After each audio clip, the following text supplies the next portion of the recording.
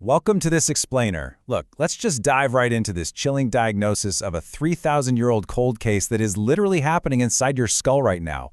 Right at this very second, one half of your brain is essentially strangling the other half. And the fascinating thing here is that ancient texts actually documented this thousands of years before modern neuroscience caught up with the physical evidence to prove it.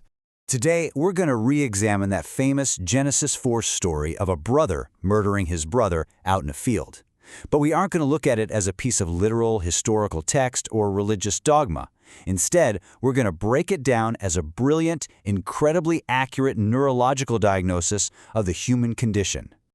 Section 1. The story you were told. Okay, so you probably know the basic narrative you were taught growing up, right? Adam and Eve have two sons. Cain, the farmer who tills the ground, brings a fruit offering that God randomly rejects. Meanwhile, Abel, the shepherd, brings an animal offering that God accepts.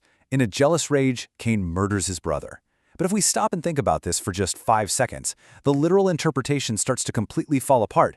I mean, why would the infinite intelligence that created every single atom in the universe suddenly demand a dead animal over fresh produce? Is the creator of existence really pickier than a 5-year-old at the dinner table? And this perfectly illustrates the logical breakdown of reading this as pure history. Think about it. If Abel is dead, literally the only people left on Earth are Adam, Eve, and Cain. Yet later in the story, Cain says everyone that finds him will kill him. Who is everyone? His mom? And then he goes off, finds a wife, and builds an entire city. You don't build a massive city for 3 people. That makes absolute zero sense, unless, of course, this story is actually a metaphor for something else entirely. Section 2. The Two Minds. So, if this text isn't describing ancient population history, what exactly is it describing? Well, it turns out Cain and Abel are not historical people at all. They never were. They're actually two completely distinct modes of consciousness that exist inside every single human brain. If we look closely at the translations, the name Cain means to acquire, to possess, to fabricate. He represents that fast, grasping, analytical mind that constantly works the material world. He's the one who tills the ground. On the other hand, the name Abel simply means breath or vapor. It's something so subtle it can be extinguished in an instant. Abel represents the silent, intuitive awareness that naturally tends to living things without trying to force them. Now here's a crucial piece of the puzzle. Where does this murder actually take place? Genesis says it happens in the field. But ancient texts across the board are very clear about what the field is.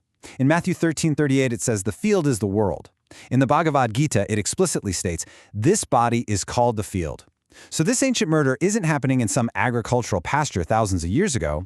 It happens every single time your internal monologue analyzes a situation instead of simply perceiving it. Whenever you label something instead of experiencing it, Cain rises up against Abel in the field of your own body. Section 3. The Split Brain Discovery. To really prove to you that this isn't just ancient poetry, we have to fast forward thousands of years to 1981 at the California Institute of Technology. This is where science finally proved the ancient texts right. Nobel laureate Roger Sperry won his prize for studying patients whose corpus callosum, which is the bridge between the brain hemispheres, had been surgically cut. And he discovered a literal split in consciousness.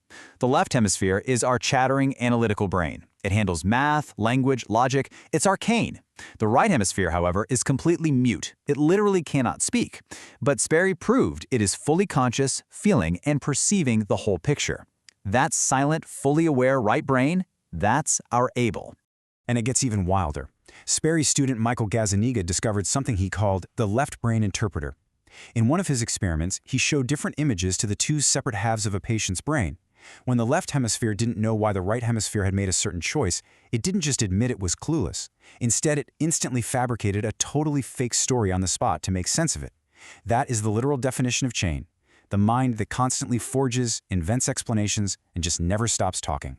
Then we have psychiatrist Ian McGilchrist, who spent 20 years researching this exact dynamic for his work, The Master and His Emissary. He proved that the left brain was originally just meant to be the emissary, a tool sent out to analyze and handle specific tasks, meant to serve the right brain, the master, which holds broad awareness and empathy. But something went horribly wrong. The emissary took over. It essentially killed the master. And what did the emissary do next? It built modern civilization. Literally an entire city built on the grave of the master, exactly like the story of Cain. Section 4. Inside your skull. Let's take this metaphorical crime scene and map its specific geography directly onto your actual neuroanatomy. Where exactly are these characters living in your head? 200 million. That is the massive number of nerve fibers in your corpus callosum, the biggest white matter structure connecting your brain's hemispheres. You'd naturally think it's just a friendly bridge for them to communicate, right? But McGilchrist notes its main biological purpose is actually to inhibit. It's a massive wall where the left hemisphere, Cain, continuously suppresses and strangles the right hemisphere. What is absolutely mind-blowing here is that across thousands of years and thousands of miles, almost every major ancient civilization diagnosed this exact same neurological murder. Over in Rome, Romulus kills Remus and builds a city. In Egypt, the jealous Set murders the intuitive Osiris. You see it in India's Bhagavad Gita, in Greece with Apollo and Dionysus, and in Persia's Zoroastrianism naming this destructive force the disordered mind. Guys, this is not some isolated theology, it is a universal, cross-cultural diagnosis of the human condition. So how does this murder actually happen? Remember when the Genesis text warns Cain that sin is crouching at the door? That perfectly, beautifully describes your amygdala. The amygdala processes fear and aggression, and it fires in less than half a second. That reactive emotion is crouching right there at the neurological threshold, hijacking your choices with sudden anger, before your conscious mind is even aware of what just happened. And what happens to Cain after the murder? He gets banished to the land of Nod. The literal Hebrew translation of Nod is wandering. This is a flawless ancient mapping of what modern neuroscientists call the default mode network. This is your brain's wandering engine, the neural territory of ceaseless self-referential mental chatter. It's that annoying voice that wakes you up at 3 a.m. replaying an awkward conversation from 5 years ago. That is the land of Nod, and sadly it's where most human beings spend their entire lives. Section 5. How to resurrect Abel. Okay, so the picture seems pretty bleak right now, doesn't it? We're all stuck wandering in the land of Nod with an overactive, domineering left brain. The ultimate question we have to answer is, how do we stop this neurological murder and bring our silent brother back to life? If we slow our pace down, we see that ancient texts actually provide the exact antidote right alongside the diagnosis. Psalm 46:10 says, "Be still." But that doesn't just mean to sit physically quiet. It means to cease, to let go, to forcefully stop the relentless analytical activity of the grasping mind. You literally cannot think your way out of this. Higher consciousness is only found through the total absence of that analytical thinking. And here is where it gets super exciting. Modern clinical fMRI scans are confirming that this ancient prescription is 100% physically accurate. Research out of Yale by Judson Brewer showed that meditation literally deactivates the default mode network. You are physically leaving the land of Nod. Britta Halzo proved it physically shrinks the amygdala, which literally reduces the sin crouching at the door. Other studies show it increases white matter, turning that wall of inhibition into a bridge of communication, and EEG studies show that two hemispheres actually synchronize. The brothers finally reconcile. And the longer you practice this stillness, the more profound the physical changes become.